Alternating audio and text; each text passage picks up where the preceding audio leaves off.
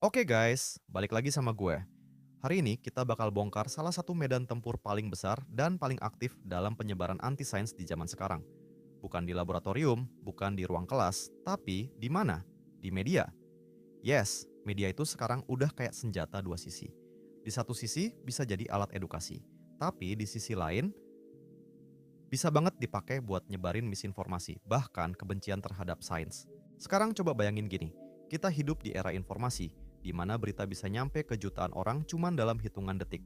Tapi masalahnya, nggak semua informasi yang menyebar itu benar. Bahkan banyak yang sengaja dibuat menyesatkan. Inilah yang jadi lahan subur buat anti-sains berkembang. Media anti-sains tuh bukan cuma salah ngasih info, tapi emang punya agenda tertentu, membentuk opini publik supaya meragukan sains, menolak penelitian ilmiah, dan curiga sama ilmuwan. Beberapa portal media bahkan secara aktif memproduksi dan menyebarkan konten yang bertentangan dengan sains. Contohnya, Natural News. Ini portal yang sering banget nyebarin teori konspirasi soal kesehatan.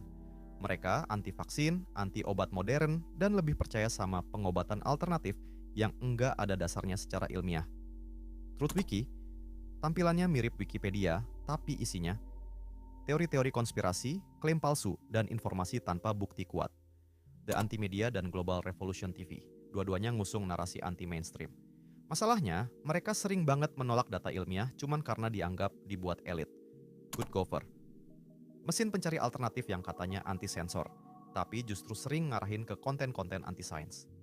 Konten dari portal-portal ini biasanya dikemas dengan bahasa meyakinkan, padahal datanya bisa dimanipulasi, dikutip keluar konteks, bahkan fiktif. Tujuannya? Supaya orang makin percaya bahwa sains itu penuh kebohongan. Tapi bukan cuma portal berita yang berbahaya. Media sosial juga punya peran besar dalam menyebarkan anti-sains. Kenapa? Karena media sosial itu didesain buat bikin konten cepat viral. Dan sayangnya, konten yang paling cepat menyebar itu seringkali bukan yang paling akurat, tapi yang paling kontroversial dan emosional. Ditambah lagi, ada yang namanya web brigades.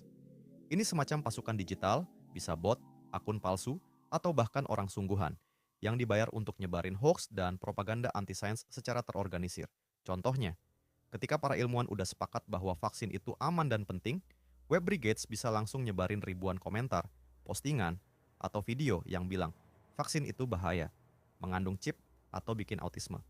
Hoaxnya banyak, gayanya meyakinkan, dan disebar terus-menerus. Nah, ini yang penting. Mungkin kamu mikir, ya udahlah, itu cuma opini. Tapi dampaknya bisa serius banget. Turunnya kepercayaan publik terhadap ilmuwan dan institusi sains.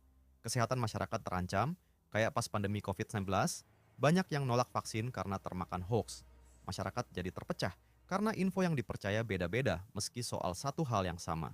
Kemajuan sains terhambat karena solusi dari masalah global malah ditolak mentah-mentah. Pertama-tama, jangan asal percaya. Cek dulu sumber informasinya. Apa itu media terpercaya? Apakah klaimnya didukung bukti? Siapa yang ngomong? Dan apa latar belakangnya? Kedua, bantu edukasi orang sekitar.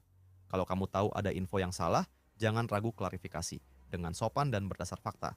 Dan terakhir, jadilah bagian dari solusi. Jangan biarin internet jadi sarang kebohongan. Kita bisa jadi penyaring, bukan penyebar. Bisa jadi pembawa terang, bukan penambah kabut. Gimana? Kebayangkan sekarang gimana besar dan bahaya dampak media anti-sains? Kita nggak bisa tinggal diam. Kalau lo peduli sama kebenaran dan masa depan, lo harus jadi bagian dari yang ngelurusin informasi. Kalau lo pernah nemu hoax yang nyerang sains, cerita dong di kolom komentar. Jangan lupa like, share, dan subscribe. Karena kita butuh lebih banyak pejuang fakta di tengah lautan disinformasi. Sampai jumpa di video selanjutnya. Tetap kritis, tetap rasional, dan tetap merdeka dalam berpikir.